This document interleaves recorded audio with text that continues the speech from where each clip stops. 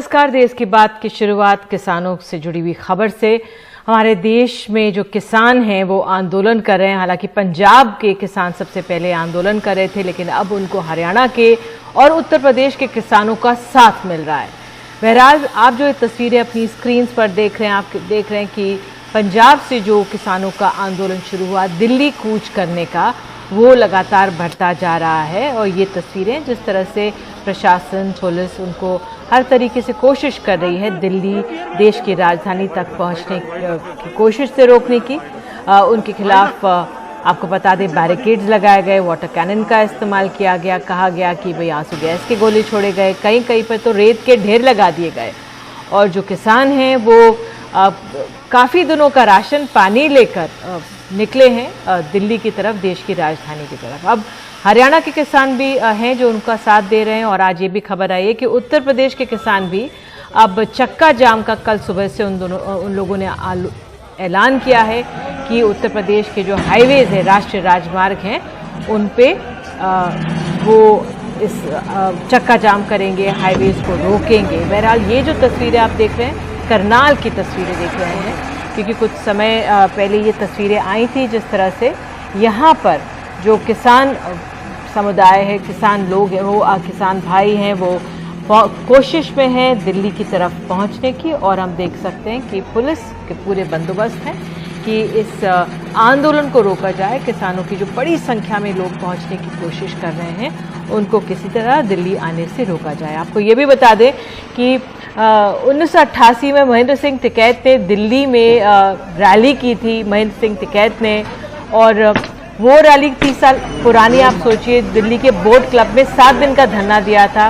14 राज्य से किसान आए थे और करीब 7 दिन तक वो उनका धरना चला था बोट क्लब पे। और तब राजीव गांधी की सरकार थी और उनकी तमाम जो 25 मांगे थी मानी गई थी। बहरहाल अब समय बदल चुका है। अब पंजाब एक अकेला राज्य था, लेकिन अब धीरे कर हम देख रहे हैं कि किस तरह से हरियाणा और यूपी के जो किसान हैं वो भी जुड़ेंगे। तो जब राज्यों की संख्या कितनी होगी, वही किसानों के आंदोलन को मजबूती देगी। बहरहाल हम देख सकते हैं कि सिर्फ अभी 3 राज्यों के ही जो किसान हैं वो पूरी तरह से कोशिश में, जो कृषि कानून अभी लाए गए हैं उसके विरोध में। हालांकि जो केंद्र सरकार है, थावरचंद गहलोत का कहना है कि भाई 3 दिसंबर को तो हम किसानों से बातचीत करने ही वाले हैं, उनसे बातचीत कर रहे हैं, तो उससे पहले इस आंदोलन का औचित्य क्या है। तो हमारे सहयोगी, लगातार हमारे सहयोगी जो हैं वो यहाँ पर बने हुए हैं, बॉर्डर पर बने हुए हैं। अरुण सिंह ने भी एक जगह मौजूद हैं, वो हरियाणा हल्द्वाना में मौजूद हैं। आइए सुनते हैं वो क्या कह रहे हैं। इस वक्त हम हरियाणा के हल्द्वाना बॉर्डर पर हैं। ये सोनीपत और पानीपत के बीच में है, लेकिन यहाँ पर हरियाणा पुलिस ने एक अनोखा तरीका निकाला है प्रोटेस्टर्स को, किसानों को रोकने का। जो सड़क का बीच का हिस्सा था उसकी मिट्टी निकालकर पूरी सड़क पर बिछा दी गई है, ताकि कोई भी जो वाहन है वो ना आ पाए और कोई भी जो भी प्रोटेस्टर है वो भी ना आ पाए। लेकिन ये एक तरफ है। दूसरी तरफ अगर आप देखेंगे तो हरियाणा पुलिस के चेक पोस्ट वाले बैरिकेड हैं। अभी अभी एक क्रेन यहाँ पर है जिसने ये सारे जो बैरिकेड आपको नजर आ रहे हैं, पक्के बैरिकेड्स, ये यहाँ पर रखे हैं इस क्रेन की मदद से। तो ये पूरा हल्द्वाना बॉर्डर का इस वक्त का हालात है। मेरे अगर आप इस तरफ देखेंगे तो वज्र के 2 वाहन हैं, एक नीले रंग का, दूसरा सफेद। ये राइट कंट्रोल व्हीकल है और इसके ऊपर आप देखेंगे जो आंसू गैस छोड़ने वाला गोला होता है उसके लिए भी यहाँ पर प्रबंध है। तो एक राइट कंट्रोल व्हीकल यहाँ पर 2 नजर आ रहे हैं। उसी के साथ साथ कुछ लोकल्स भी यहाँ पर हैं। ये जो मिट्टी है ये पहले से थी यहाँ पर, या आपने देखी है यहाँ पर खुद? ये दोपहर के बाद ये गड्ढे खोदे गए हैं ताकि आने जाने में जो है उनको रोकने के लिए आसानी हो सके। जी, तो दिल्ली से लगातार हम रिपोर्ट करते आए हैं और वहाँ पर भी कई तरह के तरीके अपनाए गए और कई तरह की फोर्सेस वहाँ पर है, चाहे वो BSF हो, CISF हो या फिर दिल्ली पुलिस हो। और इस वक्त मेरे साथ कुछ यूनियन के भी लोग हैं। क्या नाम है सर आपका और कौन सी यूनियन से आप? मैं जी कृपाल संगीरा, मुख्य सेवादार Guru Nanak welfare society registered already. किसान है आप? हाँ बिल्कुल किसान। कहाँ से आ रहे हैं? मुकेरियाँ सियालपुर से। अच्छा, तो अभी आपके सहयोगियों से आपकी बात हुई है कि यहाँ पहुँचने का इरादा है, और अगर है तो इस तरीके के इंतजाम को कैसे आप लाएंगे? देखो बाजे हम 2 घंटे पहला गए थे, ਅਸੀਂ अगले जथे भेजा, सारी इंफॉर्मेशन साड़ी उन्होंने गल चल रही है फिर किस लिए आना किदा आना। अच्छा, मैं समझना भी ये कंपनियां ਜਿਹੜੀਆਂ रस्ते बनाने वास्ते रस्ते रोकने वास्ते आए, पर चलो जो पुलिस प्रशासन सरकार ने कहना वो करना उन्होंने। DGP साहब खड़े इत्थे, DC साहब इत्थे, SP साहब, सारी पुलिस प्रशासन इत्थे है। मैं चाਹੁੰਦਾ भी ਜਿਹੜੇ किसान ਦੇ बिल ਪਾਸ ਕੀਤੇ ਇਹਨਾਂ ਨੇ। ਕੀ ਆ ਕਿਸਾਨ ਨੂੰ ਪੁੱਛਿਆ? ਜੇ ਕਿਸਾਨ ਚਾਹੁੰਦਾ ਨਹੀਂ ਤਾਂ ਉਹਨੂੰ ਬਿੱਲ ਵਾਪਸ ਕਰੋ। ਆਹ ਦੇਖੋ ਕੀ ਲੋਕ ਕਰ ਰਹੇ ਜੀ, ਕੀ ਹੋ ਰਿਹਾ। ਤੁਸੀਂ ਪ੍ਰੋਟੈਸਟ ਕਰਨਾ ਚਾਹੁੰਦੇ ਹੋ ਤੇ ਤੁਹਾਨੂੰ ਹੁਣ ਇੱਥੇ ਰੋਕਿਆ ਜਾ ਰਿਹਾ ਹੈ, ਤਾਂ ਕਿੱਦਾਂ ਤੁਸੀਂ ਅੱਗੇ ਦਿੱਲੀ ਜਾਣ ਦਾ ਪ੍ਰਬੰਧ ਕरोगे? ਜਿੱਦਾਂ ਸੰਭੂ ਬੈਰੀਅਰ ਤੋੜਿਆ ਤਾਂ ਇਹ ਵੀ ਤੋੜਾਂਗੇ ਆਪਾਂ ਸਵੇਰੇ। अच्छा, तो इनका कहना है कि ये इनका एक डेमोक्रेटिक राइट है कि वो प्रोटेस्ट करें और साथ ही साथ किसी भी जो किसानी संस्था है उससे कंसल्ट नहीं किया गया जब भी ये जितने भी फार्म ऑर्डिनेंस है वो पास किए गए। तो एक तरह से आप बोल रहे हैं कि जैसा शंभू बॉर्डर पर देखने को मिला, तो अगर यहाँ पर रोका जाता है तो आप दिल्ली इसे तोड़ कर सारा कोई गल नहीं। पुलिस भी साडी भरा ही है, ये भी जिमींदार सारे। मैं एक बेनती करनी चाहुंदा, तुसीं भी जिमींदार हो सारे, कोई किले का मालिक 100 किले का मालिक है तो जिमींदार ना, पर ਜਿਹੜੇ ਕੇਂਦਰ 'ਚ ਮੰਤਰੀ ਬੈਠੇ ਆ ਮੈਨੂੰ ਤੋਮਰ ਸਾਹਿਬ ਦੱਸ ਦੇਣ, ਮੋਦੀ ਸਾਹਿਬ ਦੱਸ ਦੇਣ ਵੀ ਕਿਸਾਨ ਜਿਹੜਾ ਕਿੱਲੇ ਦਾ ਬੀਜ ਕਿੰਨਾ ਪੈਂਦਾ ਕਣਕ ਦਾ, ਝੋਨਾ ਜੀਰੀ ਕਦੋਂ ਬੀਜਣੀ ਤੇ ਕਿੰਨੇ ਚਿਰ ਬਾਅਦ ਪੁੱਟ ਕੇ ਲਾਉਣੀ ਤੇ ਕਿੱਲੇ ਦਾ ਕਮਾਦ ਦਾ ਵੀ ਕਿੰਨਾ ਪੈਂਦਾ। ਜਾਓ ਤੋਮਰ ਸਾਹਿਬ ਦਾ ਕੋਈ ਕੇਂਦਰੀ ਮੰਤਰੀ ਦੱਸ ਦੇ ਤੇ ਕਿੰਨਾ ਬੀਜ ਪੈਂਦਾ ਕਣਕ ਦਾ ਝੋਨੇ ਦਾ, ਜਾਓ ਜੋ ਕੋ ਆਪਾਂ ਮੰਨਣ ਤਿਆਰ ਹੈ। ਜਿਹੜੇ ਕਿਸਾਨੀ ਬਿੱਲ ਕਰ ਰਹੇ ਪਾਸ ਹੁਣ ਤਾਂ ਪਤਾ नहीं खेती बारे। साढ़े किसानों की किस्मत माड़ी है। इनका कहना है केंद्र में जो लोग बैठे हैं तो वो इन्हें बता दें वो गुण जो इनके पास हैं जो किसानी के गुण हैं, और वो इनके हिसाब से केंद्र में कोई नहीं जानता जिसकी बदौलत इन जो ऑर्डिनेंस है उन्हें पास किया गया। तो फिलहाल हल्द्वानी बॉर्डर का ये हालांकि पूरी तरीके से बंद कर दिया गया है और हर एक तरीका अपनाया जा रहा है ताकि कोई भी यहाँ से पार ना हो, और इससे जो दूसरा ट्रैफिक है वो भी यहाँ पर अफेक्ट हुआ है। कैमरा पर्सन मोहम्मद कैफ के साथ अरुण सिंह, NDTV इंडिया। और हमारे सहयोगी मोहम्मद गजाली किसानों के साथ कुरुक्षेत्र से करनाल उनके ट्रैक्टर में आगे बढ़ रहे हैं, उनकी समस्याओं के बारे में बात कर रहे हैं। ये जो तस्वीरें आप देख रहे हैं ये किसी परिवार के माइग्रेशन की तस्वीर नहीं है। ये सामान जो आप देख रहे हैं ये पंजाब या हरियाणा के किसी किसान या किसी अमीर परिवार या गरीब परिवार के शिफ्टिंग या ट्रांसफ़र की नहीं है, बल्कि ये लोग जो हमारे साथ यहाँ पर बैठे हैं ये पंजाब के मेहनती किसान हैं जिनका कहना है कि वो अब दिल्ली की तरफ इसलिए जा रहे हैं ताकि दिल्ली उनकी बात सुने। केंद्र की सरकार को यहाँ के लैंग्वेज में दिल्ली कह के संबोधित किया जाता है और इसके पीछे का इतिहास है कि कैसे दिल्ली ने, इनका कहना है कि कैसे दिल्ली में हर बार की केंद्र सरकार पंजाब की बात को नहीं सुनती है, उनको धोखा देती है। फिलहाल मैं आपको दिखाना चाहूँगा कि इस वक्त जिस जगह हम बैठे हैं, जिस गाड़ी में हम बैठे हैं, वो एक कस्टमाइज्ड ट्रैक्टर है जो कि इन किसानों ने खुद के लिए बनाया है। ये दिल्ली कृषि कानून के खिलाफ एक धरना प्रदर्शन, एक विरोध प्रदर्शन करने जा रहे हैं। हमारे पास जो राशन है 2.5 से 3 महीने का राशन है हमारे पास। 2.5-3 महीने भी लग जाएंगे तब भी हम घर को वापस नहीं आएंगे जब तक ये काले कानून बोले जाते हैं पंजाब में, इसको जब तक ये ऑर्डिनेंस बिल हम वापस नहीं करवा के आएंगे तब तक ये रोज प्रदर्शन हमारा जारी रहेगा। और जो ये लग्जरी टाइप आपने देखी हमारी ट्रॉली तैयार हुई है इसमें सारी फैसिलिटी है। नहाने इसमें एक फैसिलिटी नहीं है, सॉरी मैं कहूँगा, इसमें सीट बेल्ट नहीं है अभी तक। देखो जी सीट बेल्ट, देखो अगली बार जो आएंगे तो किसान इतने अमीर होके आएंगे जैसे गुजरात पूरा अमीर कर दिया ना मोदी ने। अगली बार जब किसान इनसे खुश होके आएंगे जो 70-72 सालों से राज किया ना, अगली बार जब किसानों को कोई दुविधा आई तो हम प्लेन से आएंगे और सीट बेल्ट बांध के आएंगे, आपसे प्रॉमिस करते हैं इस बात का। ऐसा क्या आप लोगों को कानून में दिख गया कि आप लोग अचानक विरोध में उतर के, कौन सी ऐसी सबसे अहम बात लगती है कि सरकार ने ये गलत किया? ये गलत किया है वो तो शरेआम चलता है पंजाब में, तो सभी लोगों का बहुत ज़्यादा विरोध करते हैं। जो हमारा जो खेती का काम है सभी बढ़िया कंपनियों को दे दिया तो हम लोग क्या करेंगे? 200 ਬੰਦਿਆਂ ਦਾ ਕੰਮ ਸਿਰਫ 2 ਬੰਦੇ ਜਾਂ 10 ਬੰਦੇ ਨੇ ਕਰ ਦੇਣਾ, ਫਿਰ ਬਾਕੀ ਮਜ਼ਦੂਰ ਕਿੱਥੇ ਜਾਣਗੇ? तो ਇਹਦੇ ਨਾਲ ਮਜ਼ਦੂਰ ਵਰਗ ਨੂੰ ਤੇ ਕਿਸਾਨਾਂ ਨੂੰ ਬਹੁਤ ਵੱਡਾ ਘਾਟਾ ਪੈਣਾ। ਸੋ ਇਹਨਾਂ ਕਾਨੂੰਨਾਂ ਦੇ ਲਈ ਅਸੀਂ ਦਿੱਲੀ ਜਾ ਰਹੇ ਹਾਂ। अच्छा, एक संघर्ष की बात करूंगा, इधर भी दिखाइए कि कैसे। आपकी उम्र कितनी है? 60 साल की। 60 साल। तो इससे पहले कभी किसानों के विरोध प्रदर्शन में गए हैं आप? नहीं गए, कभी नहीं गए। पहली बार आए हैं, हम मोर्चा जीत के आएंगे। अच्छा, मोर्चा जीत के आएंगे? 4-5 महीने लग जाने पावा, उसका फैसला करके आवांगे, आपकी मंगा लेके आवांगे। फिलहाल हम कुरुक्षेत्र से करनाल इन किसानों के साथ सफ़र कर रहे हैं और किसानों का कहना है कि हमारे इरादे मजबूत हैं। जब हरियाणा के मुख्यमंत्री के आदेश के बावजूद उनकी उल्लंघना करते हुए जब वो हरियाणा में एंटर हो सकते हैं इतनी कड़ी सुरक्षा के बीच, तो दिल्ली भी दूर नहीं है। कुरुक्षेत्र से मोहम्मद गजाली, एनडीटीवी इंडिया। और हमारे एक और सहयोगी जो सुबह से ही दिल्ली हरियाणा बॉर्डर पर मौजूद हैं वो है सौरभ शुक्ला। सौरभ, आप इस समय कहां पर हैं और किस तरह के बंदोबस्त अपने आसपास देख रहे हैं आप? तो सौरभ हमारे साथ जुड़ी रहे। ये तस्वीरें हम देख रहे हैं और इससे अंदाजा लग सकता है जो किसानों का रोष है और जो उनका आंदोलन है वाकई वो कितने गंभीर हैं इस बारे मामले में। जिस तरह से आप सुन भी रहे थे, मोहम्मद गजाली से भी हमारे किसान भाई बात कर रहे थे, उनका यही एक तो समर्थन मूल्य को लेकर उनका कहना है कि भाई कानून बना दे। सरकार आश्वासन दे रही है, सरकार कह रही है कि न्यूनतम समर्थन मूल्य हम आपको सुनिश्चित है, वो वापस नहीं होगा जो नया कृषि कानून आए उसमें। लेकिन किसान कह रहे हैं कि उस पर भरोसा नहीं है, हमें भरोसा नहीं है आश्वासन पर, आप कानून में उसको आप शामिल कर लीजिए। तो सौरभ हमारे साथ जुड़ गए। सौरभ, आप सुबह से ही लगे हुए हैं बॉर्डर पर, किस तरह की स्थिति आपने दिन भर देखी किसान आंदोलन को लेकर? मुझे एंकर नहीं सुनाई दे। सौरभ, अगर आप बता सके दिन भर किस तरह की आपने स्थिति देखी है किसानों के आंदोलन को लेकर और आप इस समय कहां पर हैं?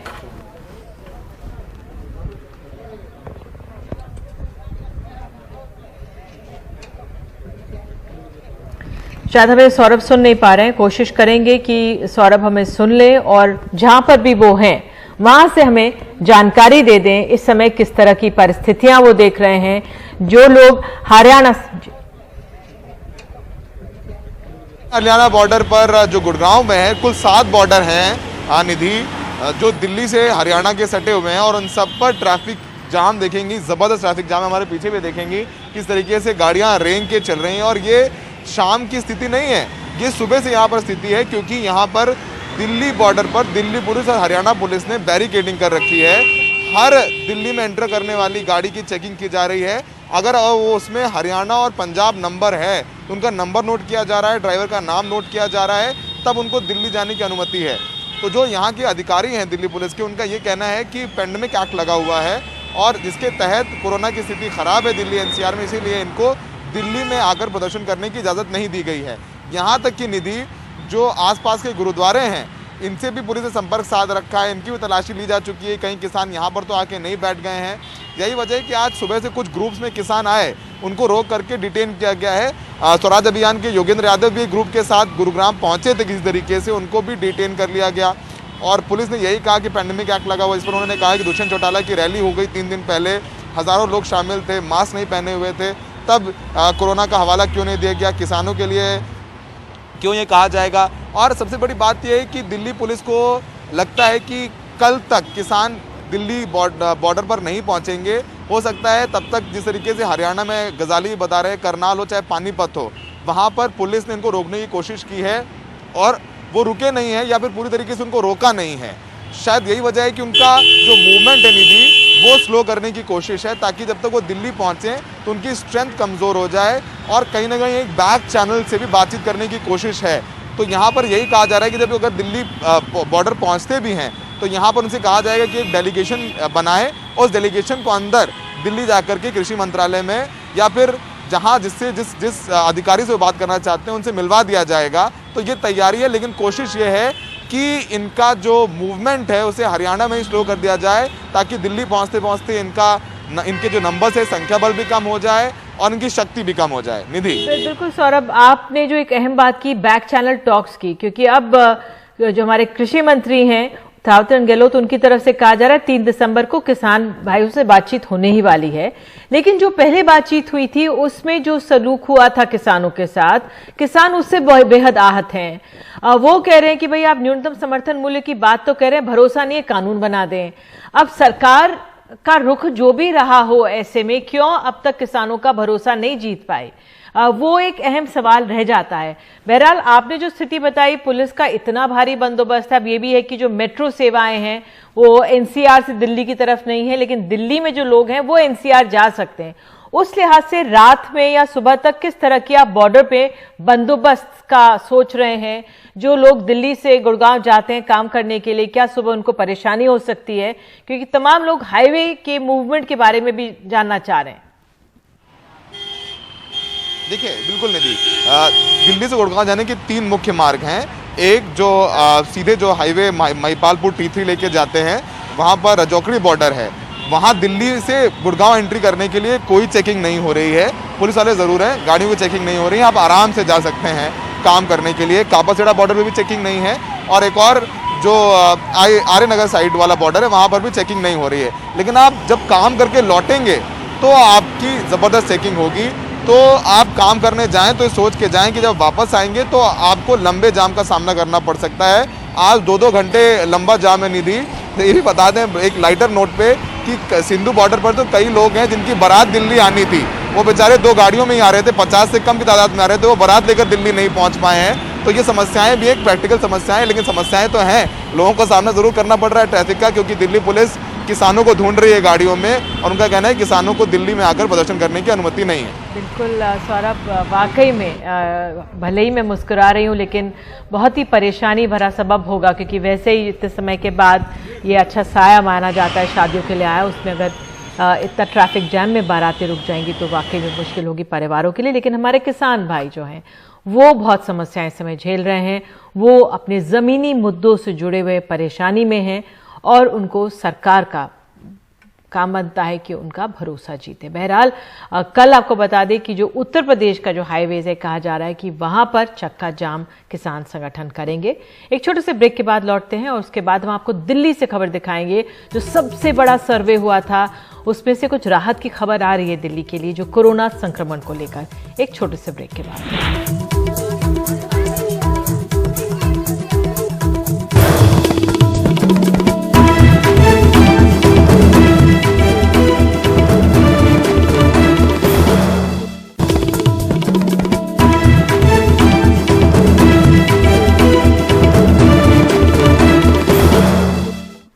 दिल्ली में कोरोना संक्रमण के हालात में कुछ सुधार नजर आ रहा है। नवंबर महीने में एक समय संक्रमण दर 15% को पार कर गई थी, जो बुधवार को 9% के नीचे आ गई।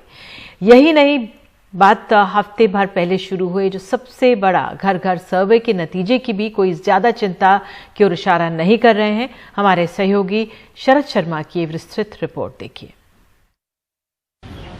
दिल्ली में 20 से 24 नवंबर के बीच हुए सबसे बड़े घर घर सर्वे के नतीजे आ गए हैं। इस सर्वे की पहुंच 57 लाख लोगों तक थी, जिसमें सिर्फ 13,516 लोग लक्षण वाले मिले। इनके संपर्क में आए 8,413 की भी पहचान हुई। इनमें से अभी तक कुल 18,336 का टेस्ट कराया गया। अभी तक 1,178 लोग संक्रमित मिले, यानी 6.42% का पॉजिटिविटी रेट। ये सर्वे दिल्ली के सभी 4,456 कंटेनमेंट जोन और घनी आबादी वाले इलाकों में करवाया गया था। दिल्ली के सभी 11 जिलों में करीब 9,000 टीमें लगाकर इतना बड़ा सर्वे कराने का मकसद था कि लक्षण वाले लोगों की पहचान करना, उनके संपर्क में आए लोगों को पहचानना, उनका टेस्ट कराना और उनको आइसोलेट करना, ताकि वो आगे संक्रमण ना फैला सकें। अभी इस सर्वे के डेटा का विस्तार से आकलन किया जाएगा। वहीं बुधवार को दिल्ली में 5,246 कोरोना मामले सामने आए। नवंबर महीने में पहली बार पॉजिटिविटी रेट 9% के नीचे आया।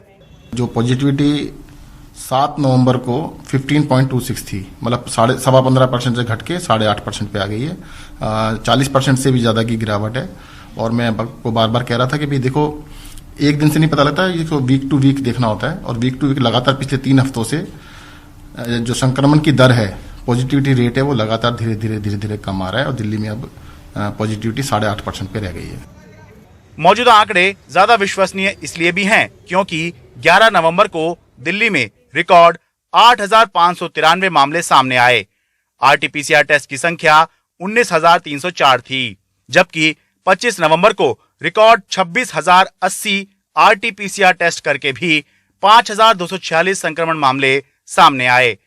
यानी 6,776 आरटीपीसीआर टेस्ट बढ़ने पर भी नए मामले 3,347 कम हुए।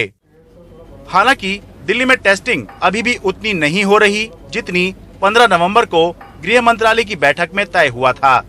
देखिए आरटीपीसीआर टेस्ट जो है सैंपल्स 35,000 से ज्यादा लिए जा रहे हैं, परंतु लैब्स की कैपेसिटी कहने के लिए था कि 35,000 है, वो रिपोर्टें नहीं दे पा रहे हैं। ये समस्या नहीं आ गई है कि जैसे ही आरटीपीसीआर के टेस्ट की संख्या बढ़ाई, दिल्ली सरकार ने तो बढ़ा दी, हमें बताया गया था कि लैब्स की इतनी कैपेसिटी है, पर वो 24 घंटे के अंदर रिपोर्ट नहीं दे पा रहे हैं। वैसे दिल्ली में कोरोना से होने वाली मौतें अब भी बड़ी चिंता का विषय बनी हुई हैं। 1 नवंबर से 25 नवंबर तक 2209 मौतें हो चुकी हैं। हालत ये है कि इस महीने देश में कोरोना से मरने वाला हर छठा व्यक्ति दिल्ली का है। जानकार मानते हैं कि अस्पताल पहुंचने में देरी भी इसकी एक वजह है। बहुत से मरीजों का होम आइसोलेशन में इलाज चल रहा है।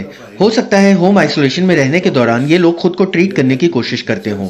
मरीज डॉक्टरों से कंसल्ट नहीं करते और खुद ही अपना इलाज करने की कोशिश करते हैं, और जब एक बार इनकी हालत बिगड़ती है तो फिर वो अस्पताल की तरफ दौड़ते हैं और आईसीयू में पहुंच जाते हैं। और क्योंकि वो पहले ही इस बीमारी की एडवांस स्टेज में होते हैं, उनको पहले ही फाइब्रोसिस हो चुका होता है, तो इनमें से बहुत से लोग नहीं बच पाते। फिलहाल दिल्ली के मुख्यमंत्री अरविंद केजरीवाल ने विशेषज्ञों से मौतों का ऑडिट करके सुझाव देने के लिए कहा है ताकि मौतों को कम किया जा सके। दिल्ली से शरद शर्मा, एनडीटीवी इंडिया। दिल्ली से राहत की खबर, लेकिन महाराष्ट्र से खबर जो है चिंताजनक है। देखिए रिपोर्ट। जिसका अंदेशा था वही हुआ। महाराष्ट्र में एक बार फिर से कोरोना मामलों में तेजी दिख रही है। पिछले कुछ हफ्तों से रोजाना औसतन 4,700 मामले आ रहे थे, लेकिन 24 घंटों में 6,159 नए मामले मिले हैं। मौतें जहां 30 के आसपास दिख रही थी, अब एक दिन में 65 मौतें दर्ज हुई हैं। हालांकि इसकी वजह टेस्टिंग भी मानी जा रही है। बीते 24 घंटों में राज्य में 90,383 टेस्टिंग हुई है, जबकि सितंबर तक रोजाना टेस्टिंग का औसत जहां 88,000 के करीब हुआ करता था, अक्टूबर में गिरकर 70,700 और नवंबर में 65,000 तक और दिवाली के दौरान करीब 25,000 तक पहुंच गया था। दिवाली के दरमियान, दिवाली से पहले बाजार में हर जगह पर बहुत ही भीड़ थी, लोग एक दूसरे को घिसकर चल रहे थे। दिवाली के दरमियान बाहर गांव से, बाहर राज्यों से काफी लोग महाराष्ट्र में आ गए और महाराष्ट्र के भी लोग एक गांव से दूसरे गांव को गए, और वो भी भरी हुई बसों में या कोई ट्रेन में भी।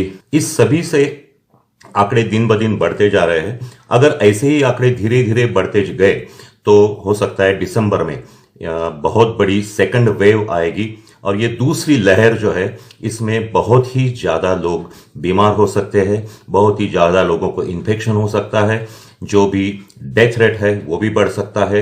आईसीयू में अभी 5% लोग भर्ती होते थे, उससे भी ज्यादा लोग भर्ती हो जाएंगे। हालांकि मुंबई ने मौतों पर जरा काबू पाया है। जुलाई अगस्त में 5% मृत्यु दर देख रहे शहर में अब ये दर 2% से भी कम है। सबसे महत्वपूर्ण कारण यह है कि पिछले 9 महीने से हम कोविड से जूझ रहे हैं, तो हमें इस डिजीज के बारे में जो है अभी काफी अच्छे से पता चला है कि इसका प्रोग्रेशन कैसा होता है और कौन से पेशेंट शायद ऐसे हैं जो कि वर्सन होते हैं।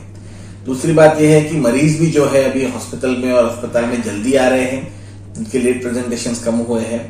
और तीसरा यह है कि अभी ट्रीटमेंट प्रोटोकॉल जो है वो काफी अच्छी तरह से एक नियमित तरह से दिए जा रहे हैं। विश्व स्वास्थ्य संगठन यानी कि WHO ने रेमडेसिविर का उपयोग भले ही न करने की सिफारिश की हो, लेकिन मुंबई में तमाम अस्पताल इसके इस्तेमाल से मरीजों को राहत मिलने का दावा कर रहे हैं। रेमडेसिविर जो मेडिसिन है, ऐसा मानना है डॉक्टरों का कि although it doesn't reduce the mortality, मतलब डेथ रेट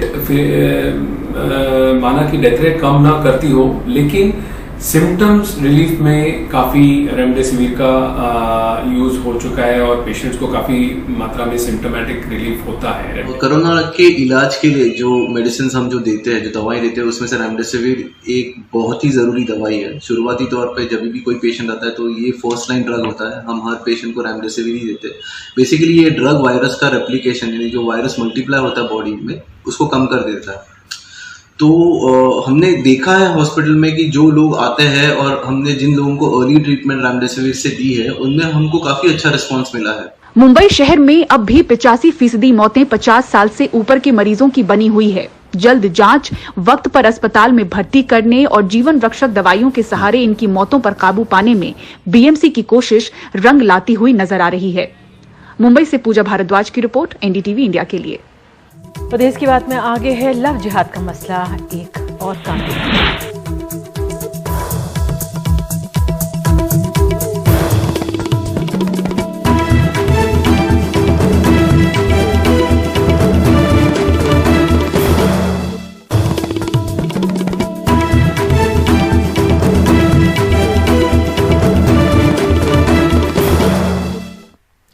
उत्तर प्रदेश के बाद मध्य प्रदेश में भी धर्म छिपाकर किसी को धोखा देकर शादी करने पर 10 साल की सजा होगी। मदद करने वाली संस्था का पंजीकरण होगा। राज्य सरकार ने लव जिहाद रोकने के नाम पर विधेयक का ड्राफ्ट अब तैयार कर दिया है। अनुराग द्वारी की रिपोर्ट। मध्य प्रदेश के गृह मंत्री डॉक्टर नरोत्तम मिश्रा ने पुलिस और विधि विभाग के आला अधिकारियों के साथ बैठक की। धर्म स्वातंत्र अधिनियम 1967, उत्तराखंड और यूपी के कानूनों पर भी चर्चा हुई। तय हुआ कि इस कानून में सजा 5 से बढ़ाकर 10 साल की जाए। जो बहलाकर, फुसलाकर, दबाव डालकर शादी कर लेते हैं, इसमें सजा का प्रावधान 5 साल का करें। और जो लोग इसमें सहयोगियों की भूमिका निभाते हैं, उनको भी उसी श्रेणी में लाएं।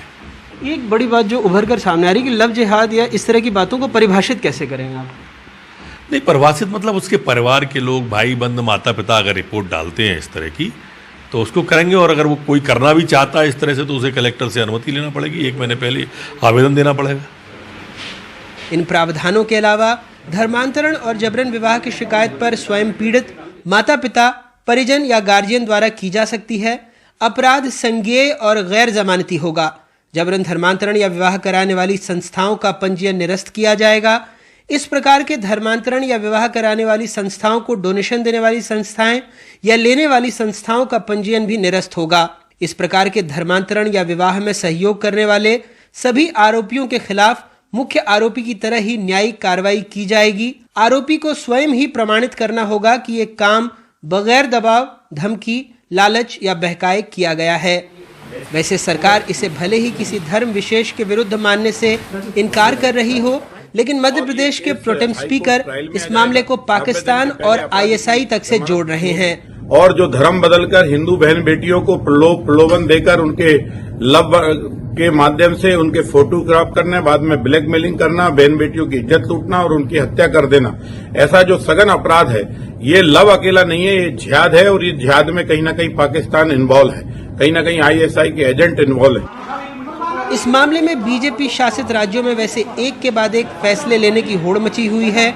यूपी, मध्य प्रदेश के बाद हरियाणा ने भी लव जिहाद के खिलाफ कानून के लिए 3 सदस्यीय समिति बना दी है।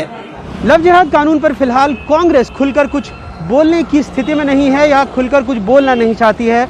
वहीं कुछ हिंदूवादी संगठनों ने मुख्यमंत्री से मुलाकात कर इसे और सख्त बनाने की मांग की है। वहीं सूत्रों की माने तो दिसंबर के दूसरे हफ्ते में इसे कैबिनेट में पेश करके दिसंबर के आखिरी हफ्ते में विधानसभा से पारित कराने की कोशिश की जाएगी। चंडीगढ़ से मोहम्मद गजाली और भोपाल से कैमरा पर्सन रिजवान खान के साथ अनुराग द्वारी, एनडीटीवी इंडिया।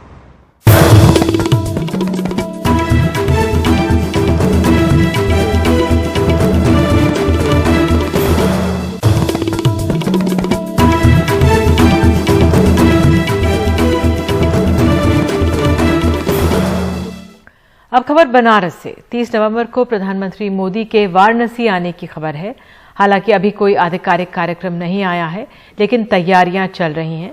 प्रधानमंत्री आए तो देव दीपावली के कार्यक्रम में शामिल हो सकते हैं, और अगर वो देव दीपावली के मौके पर गंगा घाट आते हैं तो सुरक्षा के लिहाज से सुबह 10 बजे से लेकर शाम 7 बजे तक ललिता घाट से लेकर राजघाट तक नाव नहीं चलेगी। इसने नाविकों को परेशान कर दिया है, जो देव दीपावली के दिन अच्छी कमाई की उम्मीद करते हैं।